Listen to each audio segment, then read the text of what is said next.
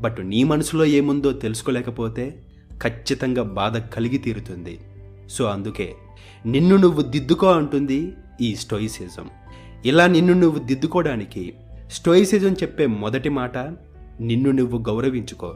మనం మన ఆత్మని పక్కోడి చేతిలో పెట్టి దానికి వాడు పూలమాల వేయాలని కోరుకుంటాం. అంటే నిన్ను నువ్వు రెస్పెక్ట్ చేసుకోకుండా పక్కోడి రెస్పెక్ట్ కోసం వెంపర్లాడుతున్నావు. నీ బిలీఫ్ సిస్టమ్, హ్యాపీనెస్ ఇలా మొత్తం సామాజిక ఆమోదం మీద ఆధారపడి ఉంది. ఫర్ ఎగ్జాంపుల్, ప్రజెంట్ సోషల్ మీడియానే తీసుకోండి. నువ్వు పెట్టిన ఒక పోస్ట్కి కొన్ని లైక్స్, డిస్లైక్స్, మరికొన్ని కామెంట్స్తో నువ్వెవరో నిర్ధారించేస్తున్నారు.